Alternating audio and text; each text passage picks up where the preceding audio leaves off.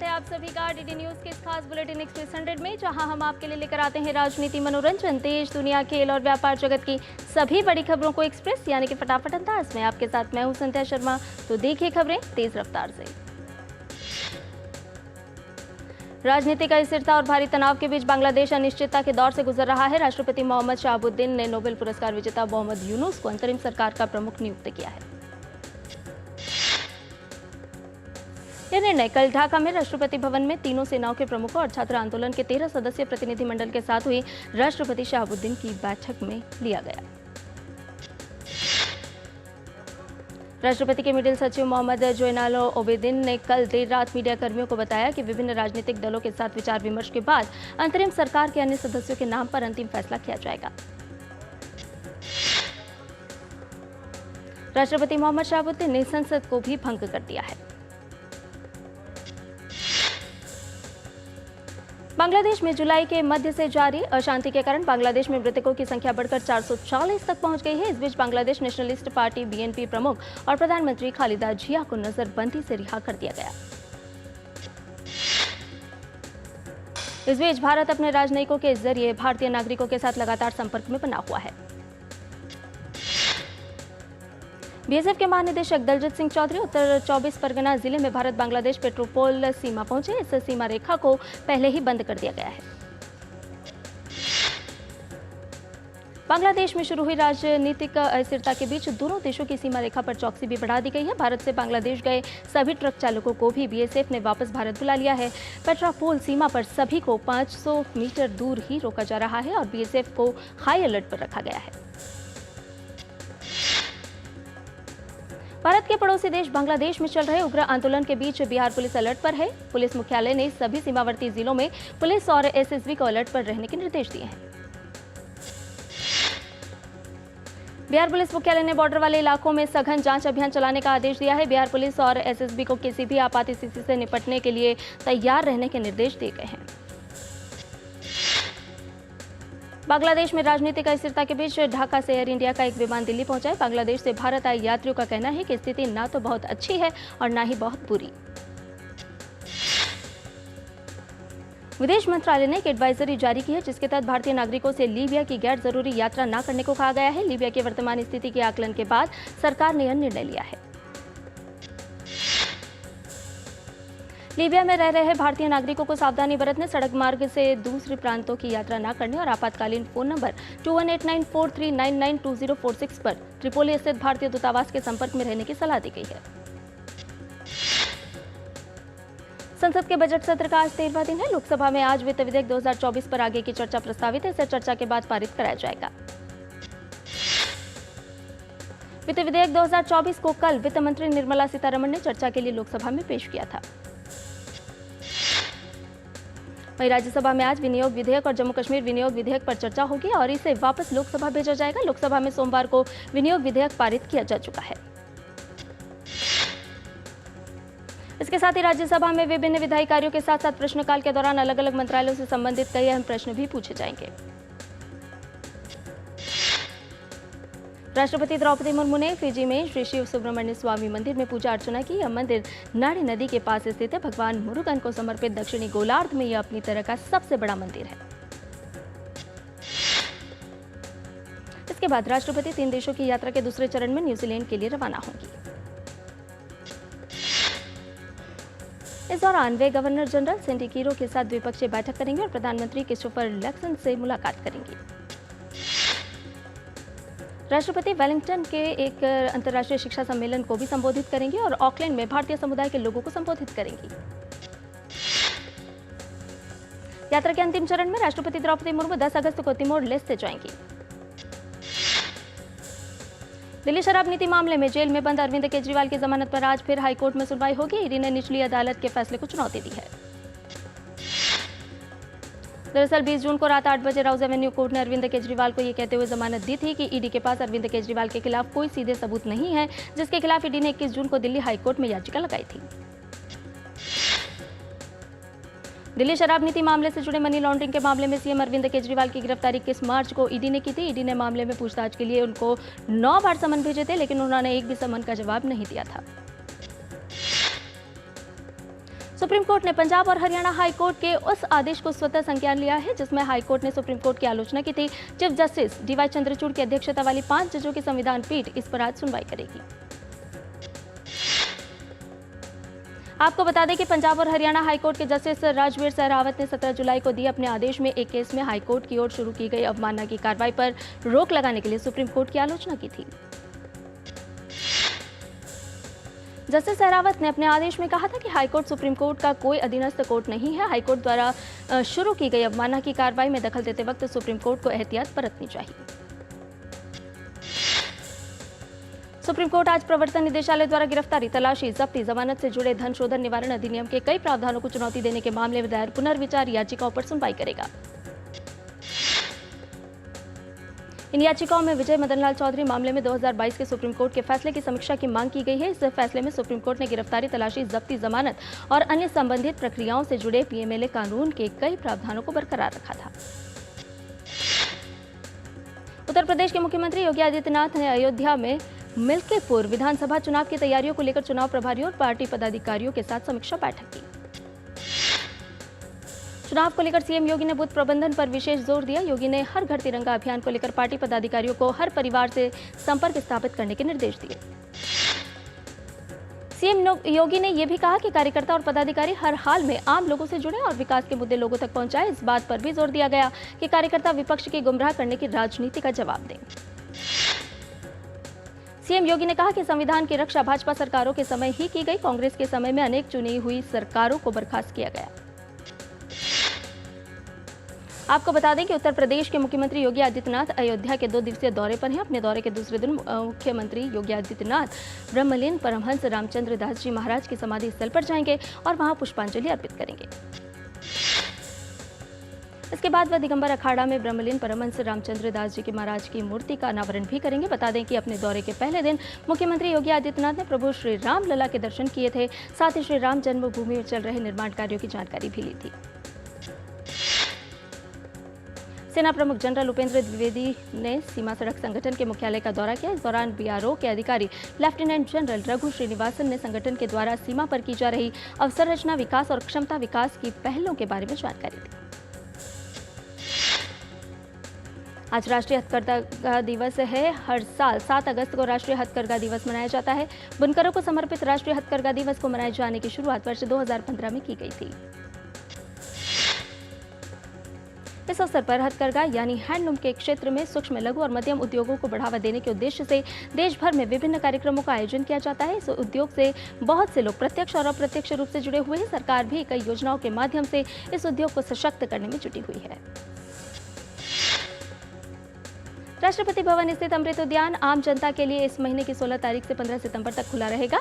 14 अगस्त को राष्ट्रपति द्रौपदी मुर्मू की उपस्थिति में अमृत उद्यान का ग्रीष्मकालीन वार्षिक भ्रमण विधिवत आरंभ होगा।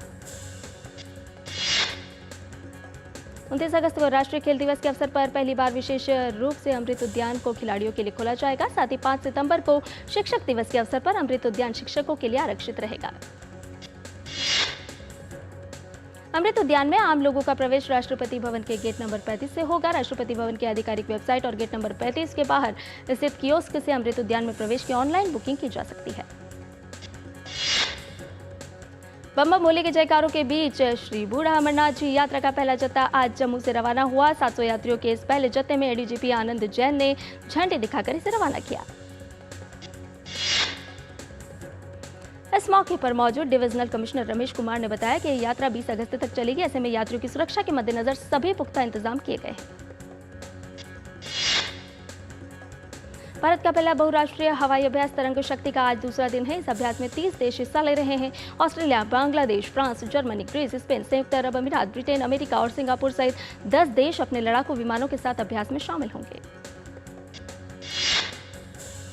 रिजर्व बैंक ब्याज सहायता केंद्रीय सहायता द्वारा संशोधित ब्याज सहायता योजना जारी रखने के निर्णय को देखते हुए भारतीय रिजर्व बैंक ने बैंकों से फसल ऋण, पशुपालन, डेयरी, मत्स्य पालन, मधुमक्खी पालन सहित संबद्ध गतिविधियों के लिए कम ब्याज दर पर अल्पावधि ऋण उपलब्ध कराने को कहा है। सरकार ने सीएस शेट्टी को 3 साल की अवधि के लिए भारतीय स्टेट बैंक का अध्यक्ष नियुक्त किया है। श्री शेट्टी देश के सबसे बड़े ऋण प्रदाता बैंक एसबीआई के वरिष्ठतम प्रबंधक निदेशक हैं। वे 28 अगस्त को वर्तमान अध्यक्ष दिनेश कुमार खारा का स्थान लेंगे। देश में अप्रेंटिसशिप को बढ़ावा देने के उद्देश्य से शुरू की गई राष्ट्रीय शिक्षुता संवर्धन योजना को यूपी में पूरी प्रतिबद्धता से लागू किया गया है। योजना के तहत प्रदेश के अंदर 2018 से लेकर 30 जून 2024 तक 2 लाख से ज्यादा प्रशिक्षुओं ने इसका लाभ लिया है। दुनिया के साथ कनेक्टिविटी को बढ़ावा देने और आर्थिक विकास को मजबूत करने के लिए सरकार ने अब तक 116 देशों के साथ द्विपक्षीय हवाई सेवा समझौते ASA पर हस्ताक्षर किए हैं। नई दिल्ली में पहले बिम्स्टेक व्यापार शिखर सम्मेलन की शुरुआत हुई। 8 अगस्त तक चलने वाले इस सम्मेलन का उद्देश्य 7 देशों के समूह के सदस्यों के बीच क्षेत्रीय व आर्थिक सहयोग को मजबूती देना है। और बुलेटिन में फिलहाल रुकने एक छोटे से ब्रेक के लिए जल्द हाजिर होंगे। अब आया असली स्वाद। अब आया स्वाद। जब स्वाद के पड़े हो लाले तो MDH का चंकी चाट मसाला डालें। MDH का चंकी चाट मसाला। MDH। बात जब पीढ़ियों के लिए बनने वाले घर की हो तो जिम्मेदारी बड़ी हो जाती है। गैलेंट समझता है ये जिम्मेदारी। अब डबल M रिब्स के साथ गैलेंट एडवांस TMT रीबार निर्माण का रियल हीरो। सुरक्षा की गारंटी हर चीज में जरूरी है, चाहे वो मुश्किल स्टंट हो या अच्छी फसल। इसलिए ले आइए IIL के ट्रैक्टर ब्रांड का शिनबार, जो देता है सुंडी और ट्रिप से सुरक्षा की गारंटी। ये डाउट बहुत ही अमेजिंग चीज है, काम आसान कर देती है। अब जिस पे भी डाउट है वो तो ऑटोमेटिकली आउट है। लेकिन मुथूट फाइनेंस से गोल्ड लोन लेते हुए कोई डाउट नहीं है, क्योंकि यहाँ है पूरी ट्रांसपेरेंसी, 100% भरोसा और सुरक्षा। तभी तो मुथूट फाइनेंस है भरोसा इंडिया का, इंडिया का number 1 most trusted financial services brand. तो गोल्ड लोन लेने के लिए कॉल करें 1-800-313-1212। बढ़िया है, प्राकृतिक हल्दी, मिर्ची, धनिया। नहीं, मिर्ची, धनिया, हल्दी, MDH।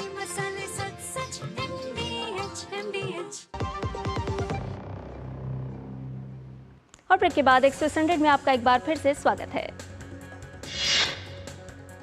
पहले बिम्स्टेक व्यापार शिखर सम्मेलन के दौरान आर्थिक सहयोग को सुविधाजनक बनाने, क्षेत्रीय कनेक्टिविटी, ऊर्जा सुरक्षा, समावेशी विकास व सतत विकास जैसे क्षेत्रों में मजबूती लाने के तरीकों पर मंथन हो रहा है।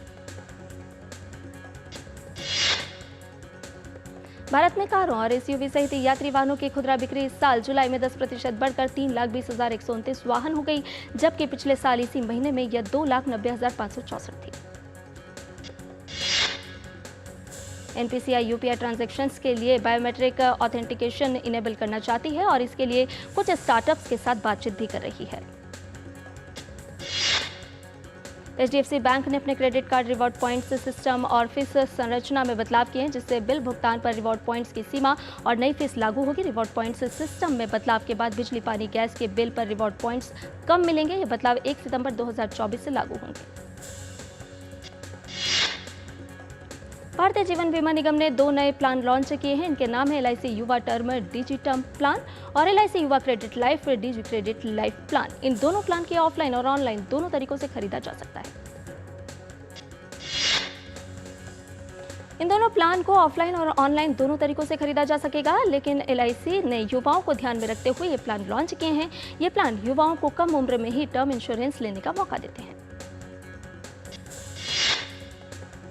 टाटा ग्रुप की टाटा पावर लिमिटेड का वित्त वर्ष 2024-25 की पहली तिमाही अप्रैल-जून में मुनाफा सालाना आधार पर 4% बढ़कर 1,188 करोड़ रहा। अब एग्रीकल्चर इंश्योरेंस मिलने में देरी नहीं होगी। केंद्रीय कृषि मंत्री शिवराज सिंह चौहान का इस पर बयान आया है कि अगर बीमा कंपनी देर से भुगतान करेगी तो उस पर 12% की पेनल्टी लगेगी, जो कि सीधे किसान के खाते में डाली जाएगी। नवीन और नवीकरणीय ऊर्जा मंत्री प्रहलाद जोशी ने मंगलवार को राज्यसभा में विश्वास व्यक्त किया कि केंद्र और राज्यों के सहयोग से वर्ष 2030 तक नवीनीकरणीय ऊर्जा स्रोतों से 500 गीगावाट बिजली बनाने का लक्ष्य पूरा होगा। S&P ग्लोबल रेटिंग्स का कहना है कि भारत ग्रोथ के मामले में दक्षिण एशियाई देशों में सबसे बेहतर है। ऑटोमोबाइल कंपनी TVS मोटर्स को वित्त वर्ष 2024-25 की पहली तिमाही में 577 करोड़ रुपए का मुनाफा हुआ है। सालाना आधार पर इसमें 23% की बढ़ोतरी हुई है।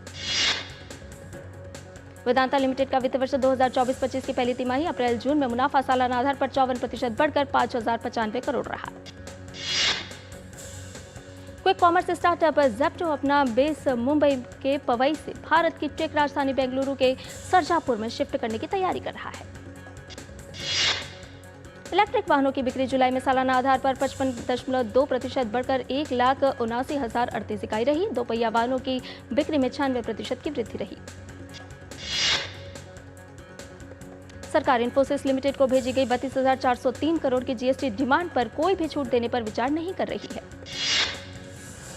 आगामी अमेरिकी राष्ट्रपति चुनाव के लिए डेमोक्रेटिक पार्टी की उम्मीदवार कमला हैरिस ने टिम वॉल्ज को अपना रनिंग मेट चुना है। अब वो इस चुनाव में उपराष्ट्रपति पद की दौड़ का हिस्सा होंगे। फिलहाल टिम वॉल्ज मिनेसोटा के गवर्नर के पद पर आसीन हैं। टिम का मुकाबला रिपब्लिकन पार्टी से उपराष्ट्रपति पद के उम्मीदवार जेडी वेंस से होगा। राजनीतिक गलियारों में टीम की मिलनसार शैली ने उन्हें रनिंग मेट में दावेदारी के लिए प्रबल बनाया है। फिलिस्तीनी आतंकवादी समूह हमास ने गजा नेता याहू सिनवार को समूह का प्रमुख नियुक्त किया है। हमास समूह ने कहा है कि 31 जुलाई को तेहरान में इस्माइल हानिया की हत्या के बाद यह निर्णय लिया गया। उस पर 7 अक्टूबर के हमले का मास्टरमाइंड होने का आरोप है। 61 साल के याहू सिनवार का संघर्ष का लंबा इतिहास रहा है। उसने 23 साल इजरायली जेलों में बिताए और वो 2011 में कैदी एक्सचेंज के तहत रिहा किया गया था। FBI निदेशक क्रिस्टोफर रे ने ईरान से संबंध रखने वाले पाकिस्तानी नागरिक पर रिपब्लिकन राष्ट्रपति पद के उम्मीदवार डोनाल्ड ट्रंप की हत्या और अमेरिकी सरकारी अधिकारियों की हत्या की साजिश के संबंध में आरोप लगाया है। अर्जेंटीना के पूर्व राष्ट्रपति अल्बर्टो फर्नांडीज ने उन आरोपों से इनकार किया कि वे अपनी पूर्व साथी फैबियोला यानेज के प्रति हिंसक थे। इंग्लैंड के साउथपोर्ट में 9 वर्षीय एलिस एगुइयार की याद में शोक व्यक्त करने के लिए लोग एकत्र हुए, जो 29 जुलाई को साउथपोर्ट में चाकू घोंपने की घटना की शिकार बनी थी। सोशल मीडिया प्लेटफॉर्म एक्स का मुख्यालय सैन फ्रांसिस्को से बाहर ले जाया जा रहा है। चेयरमैन और मुख्य प्रौद्योगिकी अधिकारी एलन मस्क ने ट्वीट करके शुरू में घोषणा की थी कि एक्स अपना मुख्यालय ऑस्टिन टेक्सास में ले जाएगा। जॉर्जिया और दक्षिण कैरोलिना में तूफान डेबी के कारण बाढ़ आ गई है। तूफान के कारण फ्लोरिडा और जॉर्जिया में लगभग 6 लोगों की मौत हो गई है। दक्षिण पश्चिम फ्लोरिडा शहर सारासोटा के पड़ोस पूरी तरह तूफान डेबी के कारण जलमग्न हो गए हैं। सारासोटा में बाढ़ में पानी से 500 से अधिक लोगों के घरों और वाहनों को बचाया गया। पेरिस ओलंपिक में आज भारत के लिए अहम दिन है। आज के मुकाबलों की बात करें तो भारतीय एथलीट प्रियंका और Suraj Pawar marathon race, walk, mixed relay के फाइनल में ट्रैक पर नजर आएंगे। लंबी दूरी के धावक अविनाश साबले 3000 मीटर स्टीपचेज के फाइनल में मैदान पर उतरेंगे। अन्य मुकाबलों में एथलेटिक्स सहित गोल्फ, टेबल टेनिस और कुश्ती में एथलीट मैदान पर नजर आएंगे। पेरिस ओलंपिक में भारतीय हॉकी टीम फाइनल तक का सफर तय नहीं कर पाई। भारत को सेमीफाइनल में जर्मनी के खिलाफ 3-2 से हार मिली। जर्मनी ने सेमीफाइनल मुकाबले में भारतीय पुरुष हॉकी टीम को हराकर पेरिस ओलंपिक के फाइनल में जगह बना ली। विनेश फोगाट ओलंपिक के फाइनल में पहुंचने वाली पहली भारतीय महिला पहलवान बन गई। उन्होंने क्यूबा की गुजमान लोपेज को 5-0 से हराया। इस स्पर्धा का फाइनल मुकाबला बुधवार को खेला जाएगा। विनेश के सामने अमेरिका की सारा एन हेल्जेब्रांड की चुनौती होगी। विनेश फोगाट का पेरिस ओलंपिक में सफर शानदार रहा है। अपने पहले मैच यानी प्री क्वार्टर फाइनल में विनेश ने 4 बार के विश्व चैंपियन और टोक्यो ओलंपिक की गोल्ड मेडलिस्ट सुसाकी को 3-2 से हराया। विनेश की नजर अब स्वर्ण पदक पर रहेगी। विनेश से पहले केवल 2 पुरुष पहलवान ही ओलंपिक में फाइनल तक पहुंच पाए हैं। 2012 लंदन ओलंपिक में सुशील कुमार और 2020 टोक्यो ओलंपिक में रवि दहिया फाइनल तक पहुंचे थे, लेकिन आखिरी मुकाबला दोनों हार गए थे। गोल्फ में अदिति अशोक और दीक्षा जागर महिलाओं की इंडिविजुअल स्ट्रोक प्ले के पहले राउंड का मैच खेलेंगी। वहीं श्रीजा अकुला, मनिका बत्रा और अर्चना कामत की भारतीय तिकड़ी टेबल टेनिस के महिला टीम के क्वार्टर फाइनल मैच में उतरेगी। भारतीय athlete Sarvesh Anil Kushare high jump में अपने अभियान की शुरुआत करेंगे। भारतीय महिला एथलीट ज्योति याराजी महिलाओं की 100 मीटर हर्डल रेस के पहले राउंड में स्पर्धा करती नजर आएंगी। कुश्ती में भारतीय महिला मुक्केबाज अंतिम पंघाल महिलाओं की 53 किलोग्राम वर्ग के अंतिम 16 में रिंग में उतरेंगी। अगर वे जीतती हैं तो आज ही क्वार्टर फाइनल और सेमीफाइनल मैच खेलेंगी। भारत और श्रीलंका 3 मैचों की सीरीज के आखिरी और निर्णायक मुकाबले में आज आमने सामने होंगे। पहले मैच को जहां टीम इंडिया ने जीत कर करीब पहुंचने के बाद टाई पर खत्म किया था, तो वहीं दूसरे मैच में उन्हें हार का सामना करना पड़ा था। 3000 मीटर स्टीपल चेज रेस के लिए फाइनल में क्वालिफाई करने पर अविनाश साबले ने कहा कि उन्होंने उसी तरह से शुरुआत की जैसे योजना बनाई गई थी। अब अगला लक्ष्य फाइनल में अच्छा प्रदर्शन करना है। पुरुषों के ट्रिपल जंप क्वालिफिकेशन राउंड में अब्दुल्ला अबूबकर और प्रवीण चित्रावेल ने अपने अभियान की शुरुआत करेंगे। वहीं देर रात भारतीय महिला भारोत्तोलक मीराबाई चानू महिलाओं के 49 किलोग्राम भार वर्ग में उतरेंगे। मीराबाई चानू से पदक की उम्मीद होगी। अजय देवगन ने अपनी आगामी फिल्म सन ऑफ सरदार 2 की शूटिंग शुरू कर दी है। अपने इंस्टाग्राम हैंडल पर सलमान खान ने अपने आगामी गाने ओल्ड मनी का एक छोटा टीजर साझा किया। ओल्ड मनी 9 अगस्त को रिलीज किया जाएगा।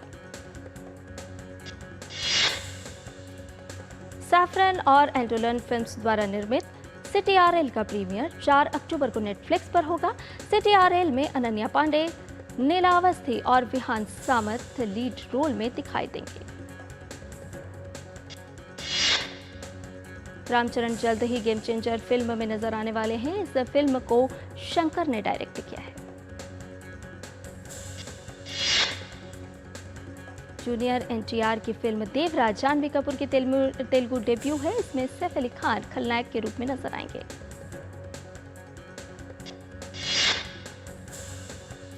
साउथ के सुपरस्टार सूर्या की फिल्म कंगुआ 10 भाषाओं में रिलीज होगी। इस फिल्म का भी फैंस बेसब्री से इंतजार कर रहे हैं। ऋषभ शेट्टी की कांतार ए लीजेंड चैप्टर 1 एक एक्शन थ्रिलर फिल्म है। इसमें ऋषभ शेट्टी और सप्तमी गौड़ा मुख्य भूमिका में है।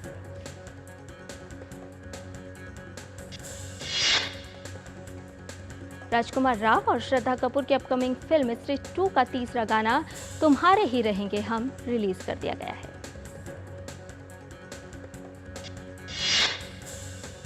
मुन्ना भैया यानी दिव्येंदु की ओटीटी पर वापसी हो रही है। अब जल्द ही दिव्येंदु लाइव हिल गई में नजर आएंगे।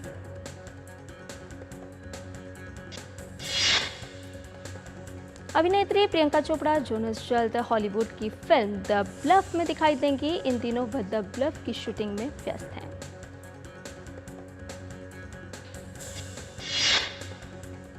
और इसके साथ ही एक्सप्रेस न्यूज में फिलहाल मेरे साथ इतना ही। मुझे दीजिए इजाजत, लेकिन डीडी न्यूज पर खबरों का सिलसिला लगातार जारी है। नमस्कार।